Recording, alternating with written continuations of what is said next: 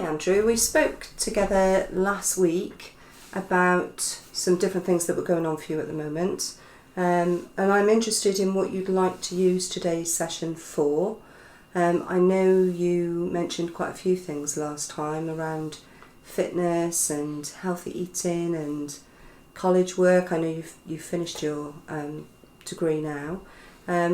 What would you most like to use today's session for? I think today I'd more like to talk about my sleeping pattern. I don't think it's quite how it should be. Okay, so you'd like to talk about sleep. I wouldn't mind going back to talk about the exercise and the healthy eating. So we might do that later on. But for now, let's. What one would you like to go first with though? I'd go with sleep Yeah. first. Okay. Yeah, that's how it sounded. Okay, so we'll start with sleep. So I wonder if you could just talk me through what your typical sleep pattern is like at the moment.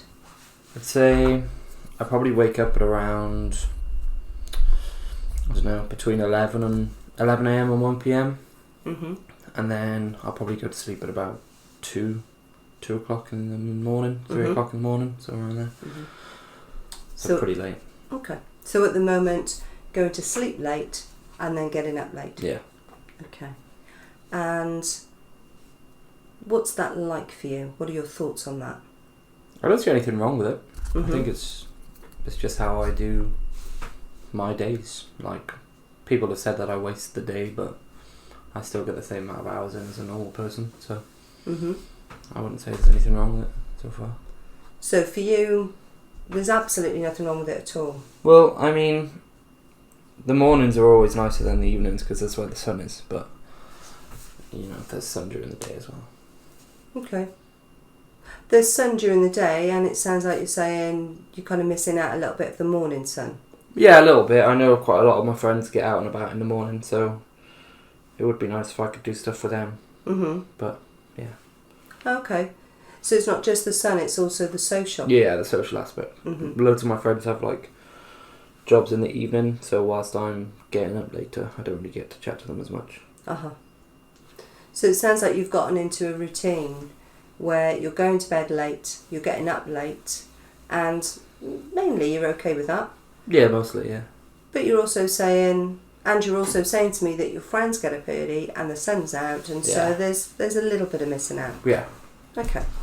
And if you were to think about it right now, how important is it to you to kind of change it? On a scale of 0 to 10, so 0 is it really doesn't matter, and 10 is it's crucial. At the moment, it's not too crucial for me, but I know it's going to become more important when I start my PGCE. Okay. So you're coming up to your PGCE, so where would you put yourself 0 to 10 to kind of have it sorted by then, I guess? It sounds like it doesn't matter now, but how important is it long term? To get it sorted before then, probably like a 9, because I know it's going to be early mornings for the PGCE start, so yeah, it needs to be sorted before then pretty well.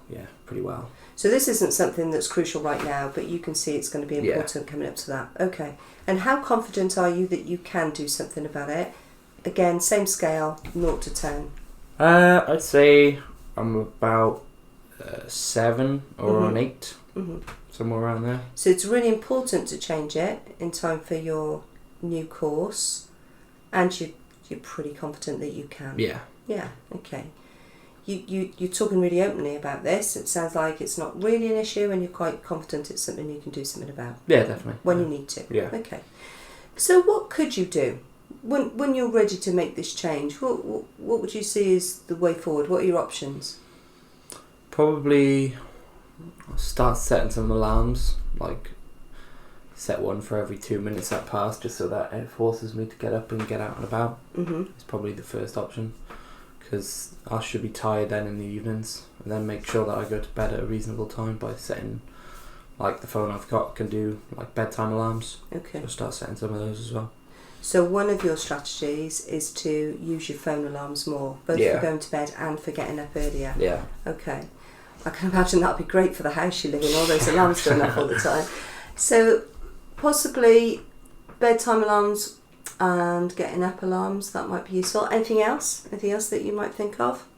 No, probably not, just that. Okay. I wonder how it would be if I shared some ideas. just from kind of some of the people I've worked with in the past and some of their ideas. How would it be if I just ran through a few of those? Yeah, of course. Yeah, sounds good. I mean, I don't know what you'll think of these, and maybe you've tried them in the past, but some people I've worked with say that they find it useful to lower their screen time, Right. like an hour before they go to bed. There's some evidence around the blue light background, and that they found that they could go to sleep easier if they've not been on the screens. I also worked with somebody recently who was talking about when they eat, and they were saying that if they brought their evening meal earlier, then they would feel more able to go to sleep. And I know that research shows that somebody your age should be averaging between 8 and 10 hours sleep a night. So I don't know if you're hitting that at the moment, but that's what the kind of research shows. So you've mentioned kind of setting alarms in the evening and in the morning. I've mentioned changing kind of food times, maybe thinking about whether you're getting the amount of hours you need, and maybe changing screen time. Would there be any of those that you think you could do leading up towards the PGCE? I think I could bring back my time of eating meals. I'd say I do eat them quite late, like 9 p.m, 10 p.m, so it's probably why I'm awake as late. So I could probably bring those back to around 6, 7, something like that, more of a normal time, I guess, and late eating. So maybe looking at the food times. I'm wondering, it sounds like the PGCE is really important to you and a kind of new adventure ahead. So what worries you about not sorting this out? What worries do you have? You know, if you're still in this body clock, what concerns you about that? Well, the PGCE is very intense, so each day is 9 a.m. start, learning till 5, and then I go straight into placement, and I'm doing 9 to 5 again. So it's kind of like I need to be up and on it as soon as the morning starts, 8 a.m. sort of getting up sort of stuff. Yeah. It sounds like it's not just about sleep pattern, it's about being sharp. Yeah, it's about awareness of learning and being able to take in more information. Yeah. Now, tell me a bit more about that. Tell me about being kind of, on the ball. What's that about? During uni, I was quite tired during the mornings because I used to go out quite a bit and socialise with some of my friends in the evening, so I wouldn't really, some lectures I wouldn't even, attend because I was too tired, and even the ones that I did attend I wasn't really taking as many notes, wasn't listening as well, so I was, getting dark circles under my eyes and I just wasn't quite feeling myself. So if I'm able to feel different in lectures, then I'd be able to learn better, do better in my course. You've been really honest. It sounds like when you reflect on what you did last year, you can see maybe that won't fit for this year. Yeah, definitely. Yeah. Okay. And if you were able to manage to change this, what would be the best thing about that for you?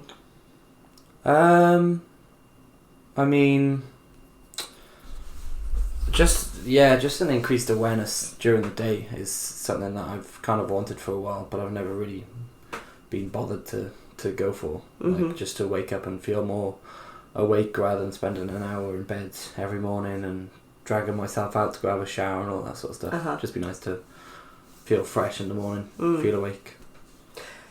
As you're talking, it sounds like this hasn't really been an issue before. And you're also saying you'd really like to be a bit more like Tigger in the morning and kind of acting on it. That might be quite new. That would be for quite you. New. Yeah. It would be nice though. And Andrew, if you don't manage to change this, what would be the worst thing about that? Well, I've got to take out like £14,000 worth of loans for my PGCE, so I would prefer to get the required, qualification from it rather than go through the year of intense education to fail overall and be left 14 grand more in debt. Yeah, this isn't just about sleep, this is about money. Sounds like getting that qualification for your career is really important. Yeah, it is, very important. Okay. And when you look back, you've mentioned there about lectures and university, and can you look back to a time where you were in a normal body clock? I say normal, but that kind of idea of going to bed before midnight and getting up 8, 9 a.m. Can you think of a time where you were doing that? I think Probably the last time of getting up early was going to be in high school. Mm-hmm. I was in sixth form in college, because again, I had to. I was in for registration every morning in year 12, and that sort of, it started dropping off, I guess, in year 13 when I didn't have to go into registration anymore, because they became a lot more relaxed with it. Mm-hmm. But yeah, year 12 probably last time. Okay. And when you look back to that time where you were getting up early and you had to be in for registration, what helped you to keep your body clock that way? I think it was more because I was required to. I felt like there's a huge difference between university and sixth form, because you have lessons and there's registration. They say my name, I'll say I'm here or whatever, and then in uni there's nothing like that. There's no clocking in, there's no punishment if you're not there, there's no issues if you're not there. You can watch the lectures online, you don't really miss anything. So I just kind of, it's a bit very different. What you're saying is, given a choice, you would have the sleep pattern you currently have. Yeah. When there's a restriction, you can I can snap into it. You can get into it. Yeah. So your choice would be late night bed, up late, and if you need to change that, you will change that where it's required. Yeah. So if we were to imagine chatting about this again, I don't know, 6 months from now, realistically, what would you like to be telling me about your sleep pattern? I'd probably like to say I haven't missed any of the days in, haven't been late to any of the placement days in the schools that I work in, or haven't missed any meetings with the personal tutors. Just back how it should be if I was in year 12. Yeah. Mm-hmm.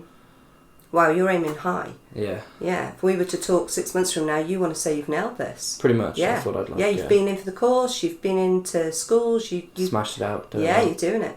Wow. Okay. And how does that fit with? And I know this is a bit of a deep question. How does that fit with who you are?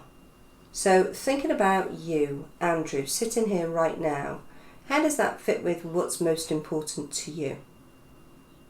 I think that people have varying definitions of what success is and how to succeed in life. Like I was talking to someone in work about it the other day, and they were saying it's all about money, and I know quite a few other people are saying it's all about being able to retire by 55 and all that sort of stuff. But I think I just want to do well in what I'm doing at the time. So I mean, changing the sleeping pattern would allow me to do that. So it's pretty much fits with what I want to do for myself, basically. You sound really clear.